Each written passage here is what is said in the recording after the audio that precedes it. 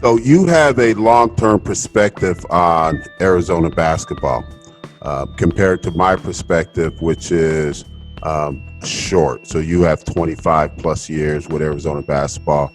I'm gonna say I have about 5 to 7.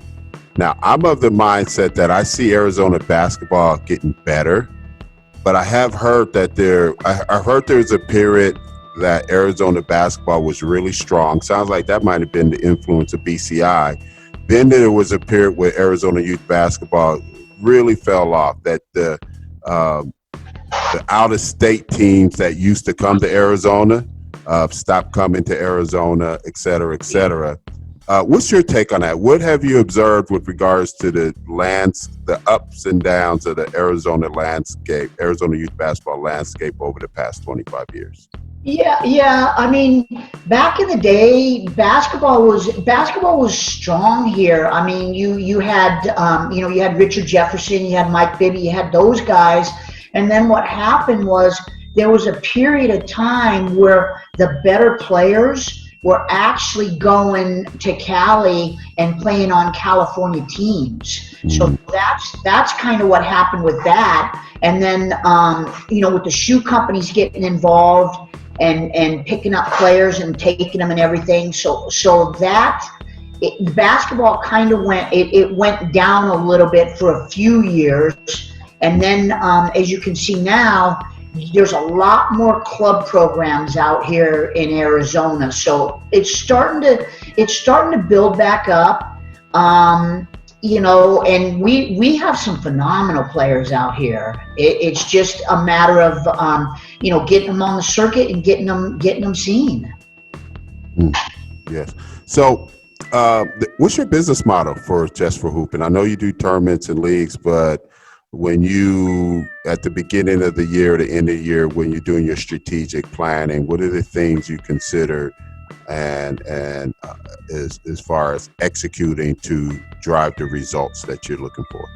Well, so what I try and do is so Just for Hoopin', I do tournaments, and then I do Just for Hoopin' leagues as well, and I do the leagues out at the lab in Arizona Compass and whatnot. So I try and do at least one tournament a month, and then I try and do 5 leagues a year.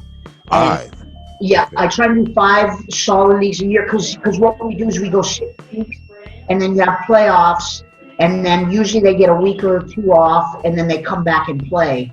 Now, with that being said, back in the day, there was only a few tournament directors out there, and now, there's so many tournament directors, so it's tough to compete week in and week out because we don't have the numbers like California does. So for us, if you have a tournament and you have 3 tournaments that weekend, now your teams have to pick what tournament they're going to, what they're doing. So I kind of map my schedule out that these are when my leagues are going to be. And then as far as tournaments, like I said, I try and schedule 1 a month. Would you say you're the longest tenured tournament director in the Valley? Yeah, I would say probably. I know that Gene Albee has been around for a long time. Ron Coleman's been, but see, these guys that are doing it, they put teams in my events. So, they've learned. I think Gene's probably been around, but I might be the longest running. Yes. Yeah, because I know the Southwest, there's yourself. Not familiar with Gene. I'm familiar with, we have Phoenix Rising. Correct. I've seen Team Caesar come on the scene recently, the past couple of years. Yep. And you make a great point. So let me ask you this. We love the free market system. Competition drives better products and services.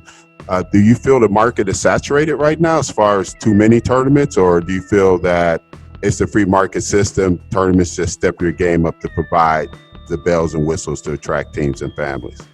Well, I personally think that it's saturated. Back when BCI was around, the thing that we had on everybody was the fact that we had a mailing system. So we sent out 10,000 mailers a month, and Mm, this was before the website and the internet came mm, about. So we had a stronghold of tournaments because we actually had all the coaches' addresses, and we did mail outs. Well, now when the internet came along, I mean, it helped us and it hurt us because mm, now every mom and pop can now run tournaments because now they have the same access that we had back then. So, and to be honest with you, I love the competition. The competition makes me get up and makes me work harder every day. It's just tough when you have, 4 tournaments on a weekend, and now, teams are choosing, and, as opposed to having a 16 team division, you have a 14 division, mm. and all other tournaments have a 14 division. So, that's my whole take on it.